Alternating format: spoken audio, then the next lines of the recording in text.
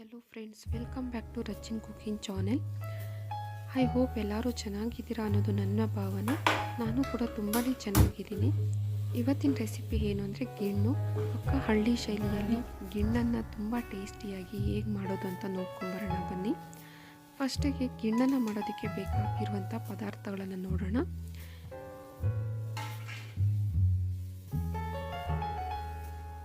1 litre ಹಾಲು, 3/4 kg ಬೆಲ್ಲ, 1 cup ಕಾಯಿ ತುರಿ, 1 ಕಪ್ ಹುರಿಗಡಲೆ, 1 ಕಪ್ ಕಡಲೆ ಬೀಜ, 1 ಕಪ್ ರವೆ, ಅರ್ಧ ಟೇಬಲ್ ಸ್ಪೂನ್ ಏಲಕ್ಕಿ, 3/4 kg ಅವಲಕ್ಕಿ, 1 ಟೇಬಲ್ ಸ್ಪೂನ್ ಗಸಗಸೆ ತಗೊಂಡಿದ್ದೀನಿ.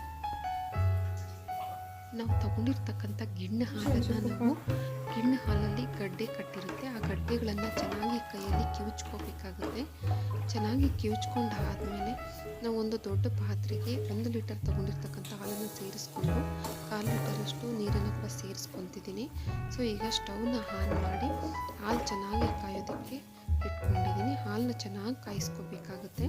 ನಾವು ಸೌಟ್ ಇಲ್ಲ ಅಂತಂದರೆ ನಾವು ಬೇರೆ ಸ್ಪೂನಿಂದ ನಾವು ಹಾಲು ಕೈ ಬಿಡದೇ ಇರೋ ರೀತಿ ನಾವು ತಿರುಗಿಸ್ಕೊಳ್ತಾನೆ ಇರಬೇಕಾಗುತ್ತೆ.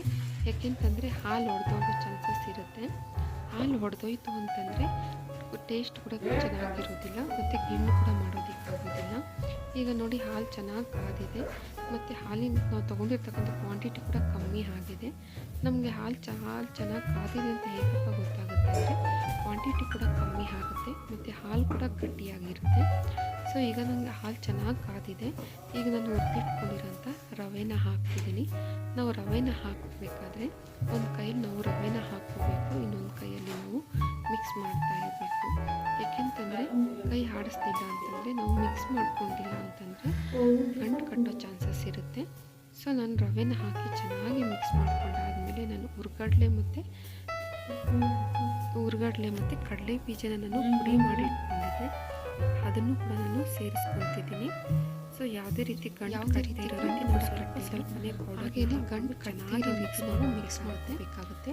ನಾವು ಪೌಡರ್ನ ಯಾವುದೇ ರೀತಿ ಗಂಟು ನಮಗೆ ತೀರಾ ಕಟ್ಟಿಬೇಕು ಅಂತಂದರೆ ನಾವು ಪೌಡರ್ನ ನೋಡಿಕೊಂಡು ಮಿಕ್ಸ್ ಮಾಡ್ಕೋಬೇಕಾಗುತ್ತೆ. ನಮಗೆ ಸಾಕು ತುಂಬ ತೆಳುವಾಗಿಯೇ ಇರಲಿ ಅನ್ನೋದಿದ್ರೆ ನಾವು ನೋಡಿಕೊಂಡು ಬೇಕಾದರೆ ನಾವು ಪೌಡರ್ನ ಮಿಕ್ಸ್ ಮಾಡ್ಕೋಬೇಕಾಗುತ್ತೆ. ಹಾಗೆ ನಾನು ಅವಲಕ್ಕಿನ ವಾಶ್ ಮಾಡಿ ಅದನ್ನು ಕೂಡ ನಾನು ಆ್ಯಡ್ ಮಾಡ್ಕೊತಿದ್ದೀನಿ.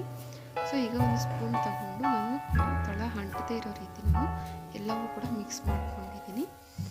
ಅದೇ ರೀತಿ ನಾನು ಪುಡಿ ಮಾಡ್ಕೊಂಡಿರ್ತಕ್ಕಂಥ ಬೆಲ್ಲನೂ ಕೂಡ ಸೇರಿಸ್ಕೊತಿದ್ದೀನಿ. ಸ್ವಲ್ಪ ಕಾಯಿ ತುರಿನೂ ಕೂಡ ಸೇರಿಸ್ಕೊತಿದ್ದೀನಿ. ಏಲಕ್ಕಿ ಪೌಡರ್ನ ಕೂಡ ಸೇರಿಸ್ಕೊಂಡು ಚೆನ್ನಾಗಿ ಇದು ಬೆಲ್ಲ ಕೂಡ ಚೆನ್ನಾಗಿ ಹೊಂದ್ಕೋಬೇಕಾಗುತ್ತೆ. ಮಿಡಲಲ್ಲಿ ನಾವು ಚೆಕ್ ಮಾಡ್ಕೋಬೇಕಾಗುತ್ತೆ. ಬೆಲ್ಲ ನಮಗೆ ಸ್ವೀಟ್ ಸಾಕ, ಇನ್ನೂ ಬೇಕಾ, ಇನ್ನೂ ನಾವು ಬೆಲ್ಲವನ್ನು ಆ್ಯಡ್ ಮಾಡ್ಕೋಬೇಕು. ಗಂಧ ರೆಡಿ ಮಾಡಿದೆ. ಒಂದು ಪ್ಲೇಟ್ನ ಕ್ಲೋಸ್ ಮಾಡಿ 20 ನಿಮಿಷ ನಾನು ಹಾಗೆ ಬಿಡ್ತಿದ್ದೆ. 20 ನಿಮಿಷ ಆದಮೇಲೆ ಚೆಕ್ ಮಾಡ್ಕೊತಿದ್ದೀನಿ. ಪರ್ಫೆಕ್ಟಾಗಿ ಆಗಿದೆ. ನಾನು ಒಂದು ಸರ್ವಿಂಗ್ ಬೌಲ್ಗೆ ಸರ್ವ್ ಮಾಡ್ಕೊತಿದ್ದೀನಿ. ಹಾಗಿದ್ರೆ ಈ ರೆಸಿಪಿ ನಿಮಗೆ ಇಷ್ಟ ಆಗಿದ್ರೆ ಗೊತ್ತಲ್ಲ, ಒಂದು ಲೈಕ್ ಮಾಡಿ, ಶೇರ್ ಮಾಡಿ, ನಿಮ್ಮ ಅನಿಸಿಕೆ ಅಭಿಪ್ರಾಯಗಳನ್ನು